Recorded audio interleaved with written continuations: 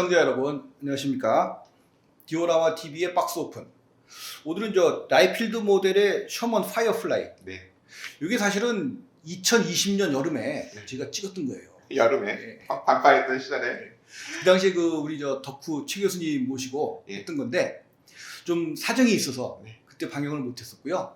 이번에 부랴부랴 좀 이제 보내드리면서 네. 이제 소개를 해드리는 건데 지난 영상들을 발굴하여 보내드리고 있습니다. 이 덕후용 박스 오픈입니다. 이거는. 네.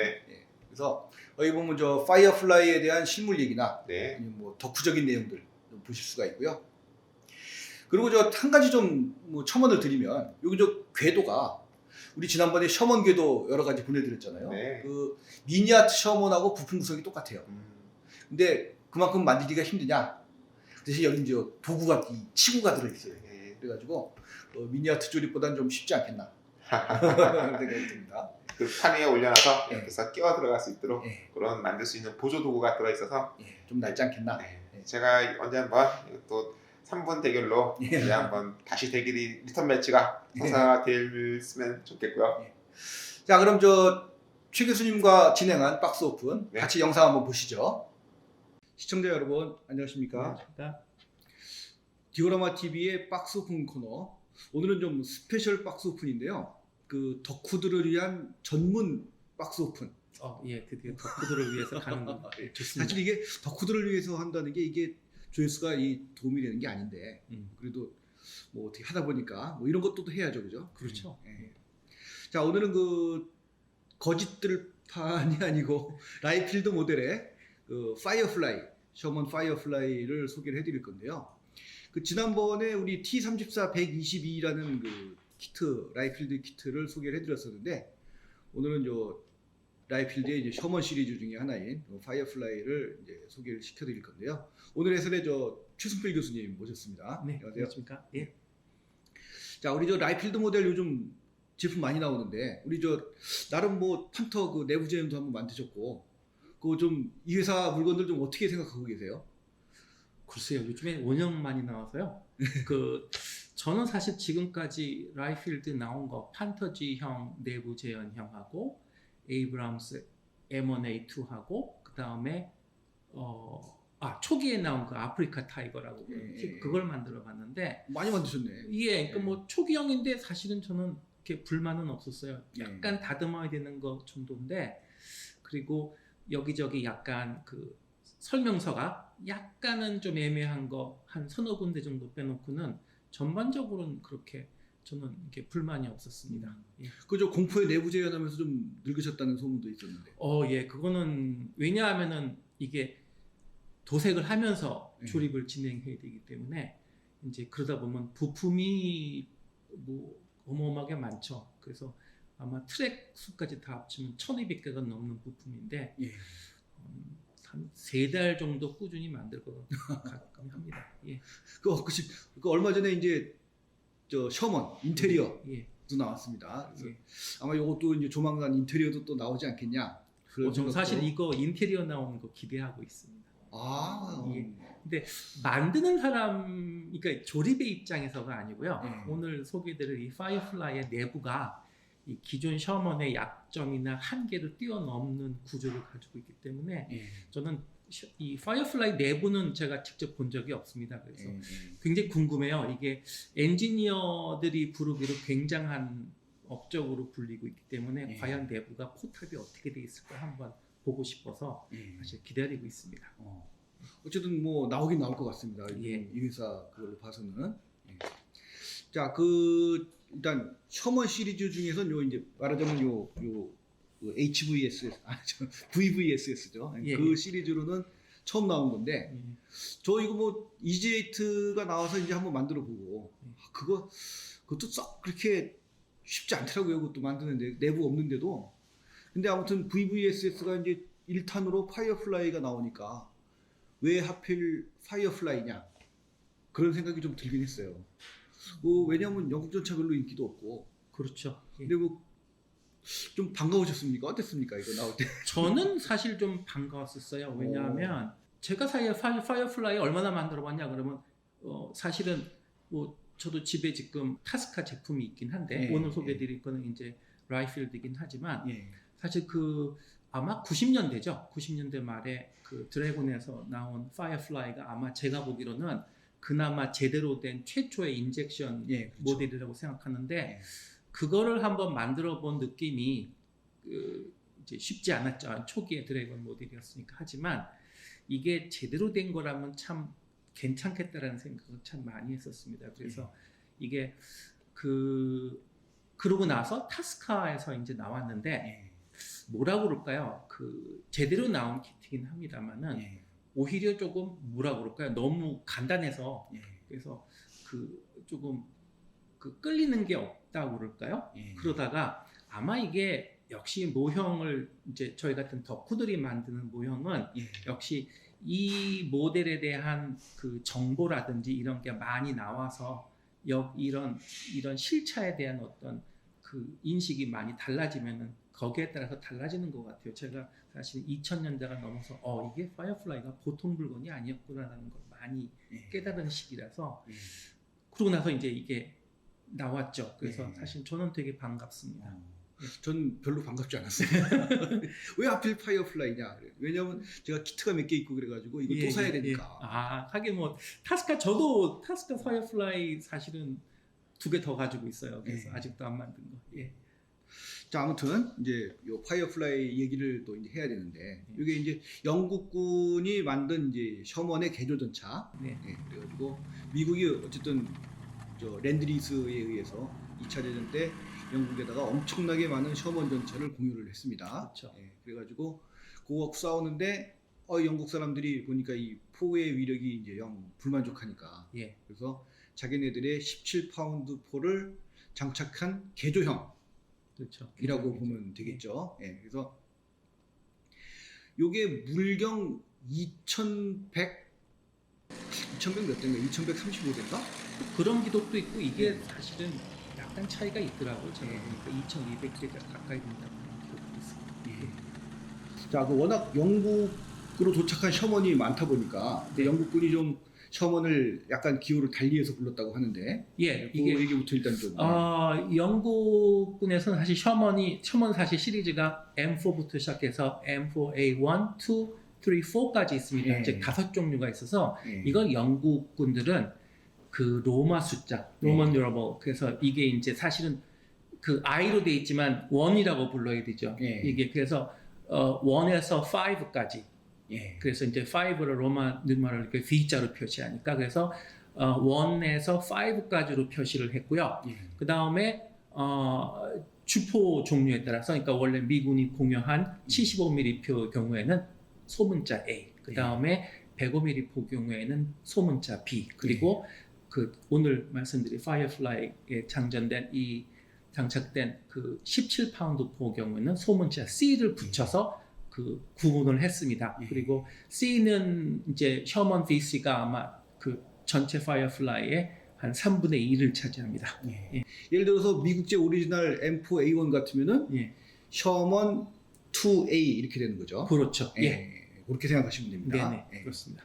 예. 자, 그리고 개조 포인트는 개조 포인트가 이제 이게 이 미국이 공유한 이 차체를 개조한 것이기 때문에 무엇보다 첫 번째로 이제 포가 다르고요. 예. 그다음에 일반 셔먼에는 붙어 있지 않은 우리가 말하는 머즐 브레이크가 붙어 있습니다. 예. 둥그런. 예. 그다음에 포탑 뒤에 우리가 소위 버슬이라고 부르는데요. 포탑 뒤에 사실은 이 카운터 웨이트라고 해서 이 포가 길어졌기 때문에 이 어떤 이제 중심을 잡아주는 그런 이제 카운터 웨이트라고 하는 게 붙어 있는데 그 안에는 사실 무전기가 들어가 있고요. 예. 그 다음에 그 장전수 해치가 변경이 됩니다. 예. 그 다음에 전면의 기관총이 폐지되는데요. 차체 전면 기관총입니다. 왜냐하면 거기에 추가 포탄이 들어가거든요. 예. 이 17파운드 포탄이 상당히 길기 때문에 이 기존 셔먼에서 모자라서 거기를 아예 폐지를 해버리고 추가적으로 포탄을 경납을 하기 때문에 기관총이 폐지되니까 당연히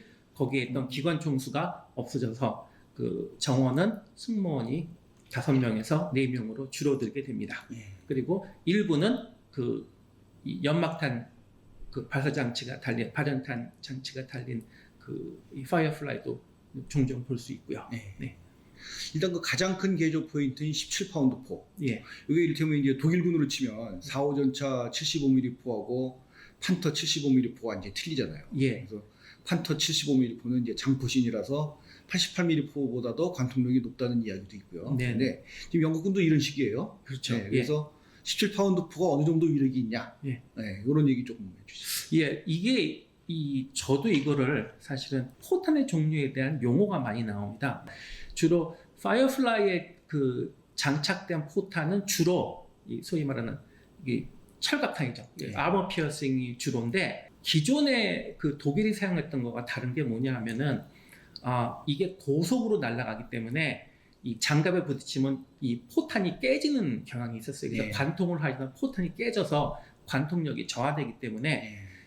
우리가 말하는 캡이죠. 네. 이 조금 약한 재질이 된 그 철을 씌워가지고 이 충격을 흡수하는 그러한 방식을 썼어요. 이게 네. 이제 뭐 캡트 벌리스틱 이라고 부르던데 이게 우리말로 피모 철갑탄. 네, 네, 그렇게 피모 부르는 것 철갑탄. 같습니다. 네. 그래서 이것 때문에 우리가 말하는 이 장약량이 많았어요. 그래서 이 초고 속도가 되게 빨랐고요. 예. 그래서 이 관통력이 T-51 전차의 관통력보다도 상회하는 위력을 지녔었습니다. 대개 1000m 밖에서도 165mm를 관통하는 상당한 능력을 지닌 거로 알고 있습니다. 그래서 어느 정도냐 하냐면 여러분들 대개 M1A2 사격 보시면은 화염이 엄청나죠. 예.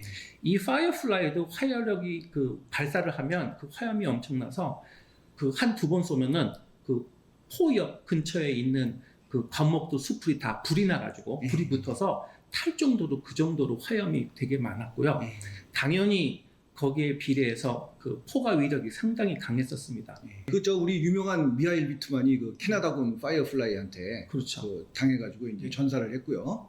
그리고 제가 조금만 좀 덧붙이면은 그 APDS 탄 예. 이래가지고 거기 이제 아머 피어싱 디스카딩 세버. 예. 네, 그래가지고 거기에 이를테면 그 우리 현대전의 라이플포, 그러니까 우리 저 나토에서 쓰는 105mm 라이플포 있잖아요. 그렇죠. 거기 사용되는 그런 보통 그런 그 탄약인데 그거를 영국군이 제일 먼저 만들어서 2차 대전 때 예. 그래가지고 파이어플라이에서 이걸 이제 사용을 했는데 이게 물경 관통력이 914m, 그러니까 이게 아마 1000야드를 생각한 것 같아요, 그죠? 914m면은 그렇죠. 예, 예, 그래가지고 예. 거기다 172mm 30도 경사를 관통했다라고 오, 하는데 제가 가진 기록은 거의 20cm 정도로 나옵니다. 예, 아무튼 근데 이제 그 대신에 그거는 예. 그 처음에 나온 탄약이라 예, 예. 그 명중률이 한 15%밖에 안 됐다 그래요. 그렇죠. 예, 근데 이제 그 다른 그 AP-12C 탄 같은 경우는 뭐 명중률이 뭐 69%인가 뭐 그렇게 됐다고 예, 예. 하는데, 근데 이제 이게 참 저도 참 대단하다고 생각을 하는 게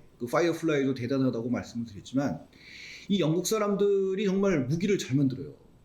진짜. 이거는 탱크도 제일 먼저 만들었고요. 그렇죠. 그죠? 예. 그 다음에 이 APDS 탄도 제일 먼저 만들었습니다. 그렇습니다. 예. 그리고 현대전차의 복합장갑도 영국에서 제일 먼저 만들었단 말이에요. 그렇죠. 예. 예. 초강화모도 사실 예. 영국. 그러니까 이 영국 사람들이 참 대단한 사람들이라는 생각이 들고. 뭐 하긴 뭐 사실 그 셔먼의 그 작은 포탑 안에 예. 이 75mm 장포신 포를 집어넣는다는 게 사실 기술적으로 굉장히 난제였었거든요. 예. 이걸 영국인이 해낸 거죠. 미국인들은 엄두를 못 냈다고 합니다. 예. 근데 그 영국의 제가 알기로는 아마 윌리엄 킬본이라고 하는 엔지니어가 이거를 해낸 것 같은데, 뭐 나중에 보면은 그 독일의 암호를 풀어낸 것도 영국인이고요. 예. 하여튼. 그러니까 기술적으로 굉장히 좀 우수했던 것 같아요. 네네. 자, 그리고 미군도 파이어플라이가 워낙 강력하니까 네네. 이거를 물경 2239대를 발주했다 그래요. 그랬는데 독일이 항복하는 바람에 예. 전량 취소가 됐다라고 예. 합니다. 당연하겠죠. 뭐. 네. 자, 이제 같이 키트 살펴볼 건데요. 일단 안에 비닐은 다 개봉을 해서 일단 살펴보도록 하겠습니다. 자, 그래서 어차피 그 아스카의 파이어플라이하고 비교를 하는 게 불가피하죠. 왜냐하면 사실 초기 드래곤에서 나온 거는 조금 문제가 많았고요. 무엇보다도 좀 조립이 조금 쉽지 않았던 키트이고, 근데 이제 이 아스카 파이어플라이는 상당히 조립이 그 아주 용이합니다. 좀 타미야스러운 면이 그렇죠. 있죠. 예, 타미야. 이게 뭐 똑같죠. 설립자들이 타미야에서 나온 사람들이. 예. 그래서 일단 네. 참고를 일단 가져 나와봤습니다. 네. 아스카. 예. 예. 그래서 이제 무엇보다도 이 라이필드에서 나온 요 파이어플라이는요, 사실 하부 쪽은 이렇게 큰 차이가 없다고 볼 수, 물론 이제 이 아스카의 파이어플라이에 비해서 요것은 이제 연결식이고 다 가동식이죠. 뭐 그런 점이 있지만은 뭐 디테일로 본다면은 거의 차이가 없는데, 주로 그 외관상으로 딱 볼 때 차이가 나는 점은 주로 차체 상부와 포탑 상부가 되겠습니다. 예.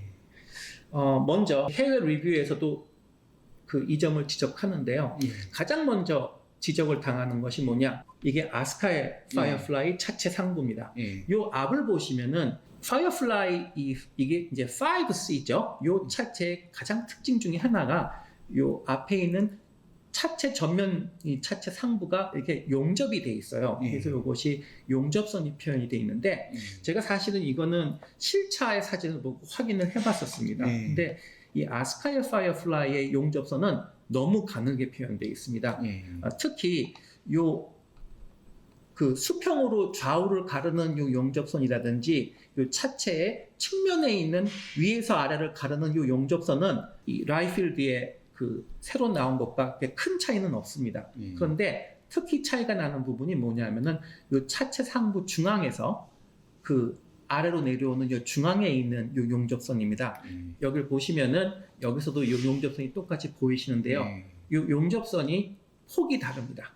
예, 거의 육안으로 봐도 거의 2배나 3배 정도 라이필드 훨씬 두껍네요. 이게 예. 더 두껍게 나와 있는데, 제가 실차 사진을 보니까 이것이 사실 아스카 모형에서 나온 이 용접선은 너무 가늡니다. 예. 그래서 이 좌우나 요 양편의 상하로 되어 있는 용접선보다는 두꺼워야 되거든요. 어쨌든 그런데 요거를 제대로 표현해 준 것이 이제 처음이다. 라이필드. 예, 처음입니다. 그래서 물론 퍼티로 해서 만들면 되지 않느냐, 예, 그러시는 분도 있는데 용접선이 이렇게 그 상판에 꺾인 부분으로 해서 올라오는 부분이기 때문에 이거를 제대로 재현하시려면 시간이 좀 드시고요. 그 다음에 이 차체 이 포탑 링 부분과 요 해치 양면으로도 용접선이 다 표현이 돼 있어요. 요것이 이제 눈으로 보일 정도인데, 이 아스카의 파이어플라이를 보시면은 얘는 없네, 그죠? 예, 거의 없다고 보시는 게 맞습니다. 거의 눈에 안 보입니다.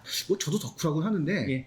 이게 뭐가 그렇게 중요하냐? 근데 그래서 어쨌든 뭐 이런 말 나올까봐 제가 분명히 저 처음에 이거 덕후용이라고 말씀드렸습니다. 예. 그리고 이제 여기도 그 차체 상부 전판과 후에 여기 보면은 요 사이에 이렇게 여기도 용접선이 예, 그렇죠. 표현돼 있어요. 예, 예. 얘는 근데 없고. 예, 얘는 그냥 마치 철판이 그냥 꺾인 것처럼 표현이 예. 되어 있습니다. 용접선이 아예 없는 거죠. 그다음에 요 뒤에도 여기 이제 연료 주유구라든지 이런 그 주의 표현을 보시면은 여기도 용접선이 예. 이 라이필드 모형은 아주 촘촘하게 아주 꼼꼼히 표현이 되어 있는 편입니다. 예. 그러니까 저도 진정한 덕후가 되려면 아직도 멀었네. 자, 그 포탑 한번 보시죠. 그 다음에 네, 같이. 여기 포탑이 어디냐면 여기 있습니다. 여기 이제 아스카 포탑 있고요. 예. 그 이걸 가만히 이제 바로 딱 보시면은 그 시각적으로 이렇게 아실 수 있는 부분이 뭐냐면은 그 구멍이 하나 더 뚫려 있네 이겁니다. 뭐냐면은 예. 그 페리스코프인데요. 이게 360도로 돌아가는 페리스코프더라고요. 그래서 이게 실물은 돌아가게 돼 있는데, 물론 이거 뭐 굳이 돌려야 되느냐 하지만 이게 각도를 이렇게 돌려서 표현을 하는 뭐 모델러가 있겠죠. 그걸 위해서 이 라이필드의 이 포탑 상면에는 구멍이 뚫려 있고, 실제로 이 페리스코프가 회전하게끔 이 조립이 가능하게끔 설계가 되어 있습니다. 근데 이제 아스카 같은 경우는 그냥 고정돼 있죠. 예. 그리고 이 미군의 이 셔먼 이 페리스코프가 커버가 있습니다. 이렇게 열렸다가 네, 이렇게 그렇죠. 올리면 이게 예. 열리고 닫히는데, 요 커버의 모양도 두 가지가 있어요. 예. 그래서 요것이 이제 어떻게 보면 이렇게 된 경우도 있는데, 이렇게 그냥 이렇게 B장으로 이렇게 깎은 모양도 있습니다. 이 라이필드에는 그 모양도 이제 선택 사양으로 들어가 있고요. 여기도 좀 틀리네요. 여기 요 부분도. 예. 요게 이제 장전수 그 해치지요. 요거가 사실은 조금 더 우리식으로 말하면 디테일하다 이렇게 말씀드릴 수 있습니다. 조금 더 실물에 가깝다라고 이렇게 말씀드릴 수 있어요. 뭐 그래봤자 한 뭐 1mm 정도의 그 차이에다가 근데 뭐 요거는 뭐 스스로 표현하기 좀 어렵겠네. 여기 그렇죠. 이게 그래서 이게 지적하는 것이 이거는 이게 고치기가 쉽지 않다. 이게 왜냐하면 이게 새로 만든 이게 그 기존의 해치를 바꾼 것도 있고요. 아니면 네네. 여기 막혀 있으니까 새로 뚫은 것도 있는데 그렇죠. 여기 이제 요 페리스코프 부분하고 이제 끝 부분이 간섭이 생기다 보니까 그렇죠. 여기 약간 이제 이 좀 파진 부분들이 있어요. 그래서 요걸 제대로 재현을 했다. 네네, 그런 뜻이라고 그렇습니다. 보시면 예, 됩니다. 예, 예. 뭐 나머지는 뭐 비슷해 보이긴 하는데 예, 그렇습니다. 예. 딴 것도 볼까요? 그러면 이제? 예. 자 여기는 뭐 그냥 포탑 기타 부품들 네. 뭐 있고 그다음에 요거 이제 서스펜션인데요. 요거는 평범한 스타일이 아닐까 싶어요. 근데 우리 저번에 그 이 아스카 모형 같은 경우는 그 스폰지로 약간의 쿠션이 이제 가동식이긴 한데 그렇죠. 아스카는 스폰지로 약간 쿠션을 할 수 있게 예, 되고 예. 지난번에 그 맥 모델에서 나온 셔먼 같은 경우 이제 드디어 코일 스프링을 넣어줘가지고 네, 와, 네. 뭐 착착하니까 기분 좋더라고요. 아주 그냥. 근데 얘는 이제 그것도 어쨌든 그런 게 한번 나오다 보니까 예. 여기 이제 스프링을 집어넣어서 그렇죠. 이렇게 되는데 이건 좀 그 코일 스프링만은 좀 못한 것 같긴 한데 솔직히. 근데 그래도 어쨌든 그렇군요. 스프링은 스프링이니까 예, 네? 예. 뭐 괜찮지 않나 뭐 좀 그렇게 돼 있습니다. 어쨌든 스프링을 넣어서 이게 가동이 되는 방식입니다. 자 그다음에 이제 포시는 뭐 통짜로 돼 있고요. 네. 그다음에 나머지 이제 포탑 부품들. 네. 여기 이제 액세서리들. 이건 EG8에 들어있는 거랑 똑같은 것 같아요. 전 EG8 한번 만들어봤는데. 아, 그러시군요. 예. 어, 뭐 그냥 이건 뭐 평범한 구성입니다. 어떻게 보면. 예. 자 그다음에 우리 항상 그 관심을 갖는 궤도. 궤도는 이제 연결 가동식인데 요거 이제 나중에 요 저 화면에 우리 설명서 부분을 뭐 보여드리겠지만 요 연결 방식이 조금 다르긴 해요. 다른 거랑 그죠? 예. 보시기에 이게 맞습니다. 요즘 나오는 그 미니아트에서 나오는 궤도랑 연결하는 그 방식이 비슷한데요. 근데 여기서 이제 분명히 말씀드릴 것은 셔먼 궤도는 아무리 쉽게 만들려고 해도 어려울 수밖에 없다. 이것도 뭐 만들려면 좀 험난할 것 같고 여기 궤도는 뭐 여기 보시면은 동그라미가 3개가 있는데 이게 영국군 전용이라고 그러죠. 그렇죠. 예. 예, 이건 미군에는 없습니다. 영국군 전용이고요. 이건 뭐 사이드 스커트. 예. 그다음에 이것도 뭐 기타 뭐 액세서리들이고요. 그다음에 이제 차체는 요즘 뭐 셔먼 탱크들 다 이렇게 나오죠. 네, 다 그렇습니다. 예. 예, 이렇게 나오고 이 아까 말씀드린 요 스프링 네. 있고 자 그리고 마크가 3종류가 들어있는데 네. 이게 요 보시면은 첫째가 1944년 8월 그래가지고 이게 이제 사실은 저는 이걸 캐나다군이라고 생각을 하고 있었어요. 이 비트만 예전에 그 책을 보니까 캐나다군한테 당했다고 돼 있어가지고 네네. 뭐 어차피 영연방군이니까 뭐 영국군이 캐나다군이고 캐나다군이 예, 영국군인데 예. 여기는 뭐 정확히는 영국군이네요. 예. 근데 사실 이때 당시 이게 1944년도의 프랑스 전선에서는요. 사실 영국군과 캐나다군하고 폴란드군이 같이 활동을 했기 때문에 예, 그러니까 사실은 상급 부대 아래 실제로 캐나다군이나 폴란드군이 운영하는 전차대대가 속해 있을 가능성이 높습니다. 예. 그러니까 캐나다군이긴 한데 실제 소속은 영국군. 예. 그러니까 그 형식적인 소속은 영국군. 예, 예. 두 번째는 1944년 9월 마크가 있고 그다음에 세 번째가 1944년 봄이라고 되어 있는데요. 이건 정황상 이게 과연 봄이겠느냐?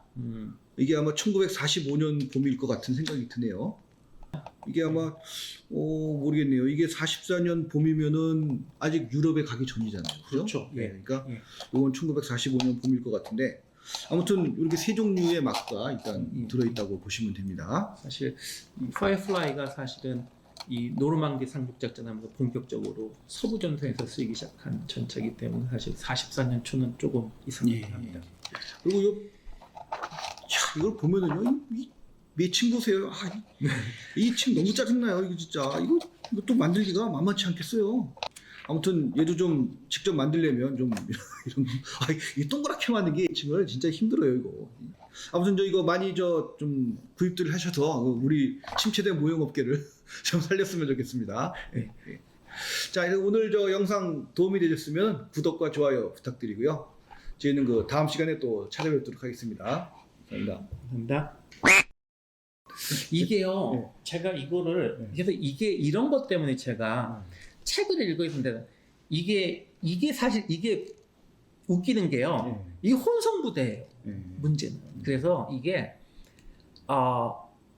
보니까 제가 비트맨을 저격한 이 전차제대 그날 활동한 걸 보니까 제일 위에 있는 우리식으로 말하면 레지먼트는 분명히 영국인데 밑에 있는 버탈리언이나 스쿼드런은 지금부터 네. 이렇게 보시면 하세요. 두 번 하실 거 없이. 아니 근데 이게 부정확하다니까 이거 되게. 예, 이게 원래는 그래서 지금 요즘에 그거는 이거를 한 사람이 이게 소속대가 퓨즐리에어예요. 이게 퓨즈